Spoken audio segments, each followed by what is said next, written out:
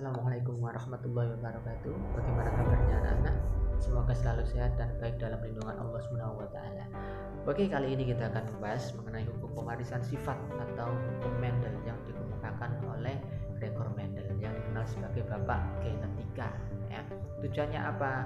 Supaya kalian bisa menentukan hasil persilangan monohibrida melalui diagram hukum pewarisan sifat atau hukum Mendel dan menerapkan hukum Mendel pada pewarisan sifat makhluk hidup. Nah, kata konsepnya seperti ini. Pada sebelumnya kita sudah bahas mengenai gen dan kromosom. Maka kali ini kita akan bahas mengenai pewarisan sifat. Ada monohibrid dan ada hibrid. Monohibrid ini ada yang dominan penuh dan ada intermediat. Jadi yang akan kita bahas kali ini. Nah, hukum satu Mendel ini adalah hukum segregasi secara bebas. Apa artinya? Nah, artinya di sini adalah pada saat pembentukan gamet, gen-gen yang ada akan terpisahkan secara bebas. Ya, terpisah secara bebas. Contoh, genotip A besar A kecil, gametnya A besar A kecil. Genotip A besar A besar, gametnya A besar. Genotip A besar A besar B besar B besar, gametnya A besar B besar.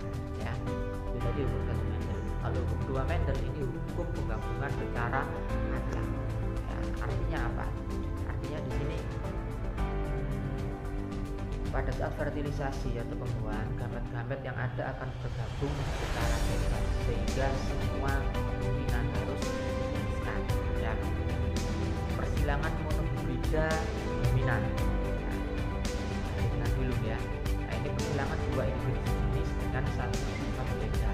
Contoh persilangan antara kacang gadis bulan dominan genotipnya besar dengan kacang gadis kisut genotipnya begitu kecil. Bagaimana cara mengerjakannya? Halo adik-adik, kali ini kita akan bahas persilangan satu sifat beda atau yang disebut dengan monohibrid ya. Tetapi sebelumnya kalian harus sudah memahami istilah-istilah penting dalam genetika yang sudah dibuat pada video sebelumnya ya. Oke, misalnya di sini ada persilangan kacang ercis. Parentalnya B besar disilangkan dengan B kecil B besar untuk bulat, sedangkan B kecil untuk kisut. Setelah itu tentukanlah gametnya. Nah, gametnya berarti ada B besar dan B kecil.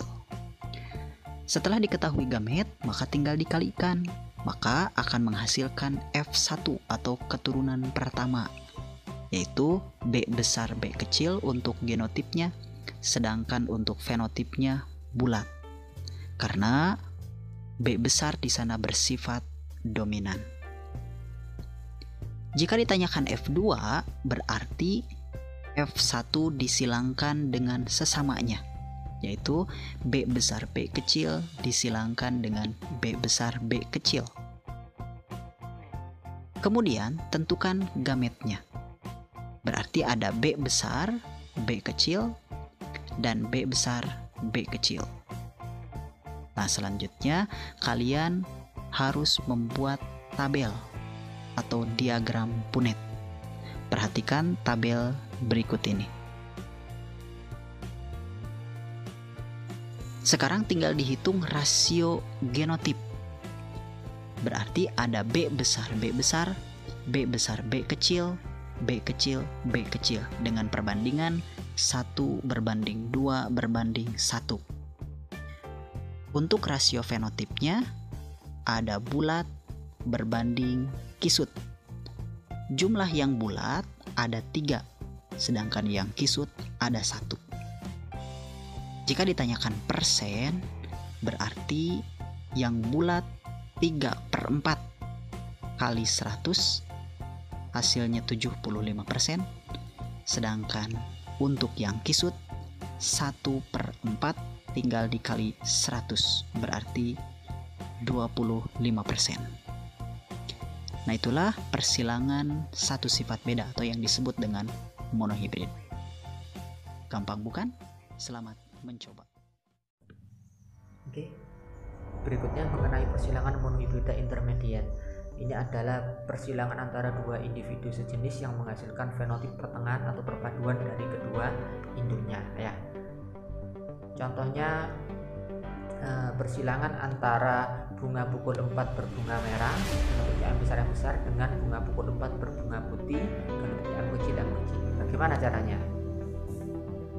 Halo adik-adik, di video ini kita akan bahas tentang intermediate ya. Yang dimaksud dengan intermediate adalah gen yang sama kuat atau gen yang menghasilkan fenotip pertengahan. Nah, misalkan pada persilangan Mirabilis jalapa, parentalnya adalah M besar untuk warna merah disilangkan dengan M kecil warna putih, maka akan menghasilkan F1 dengan genotip M besar M kecil.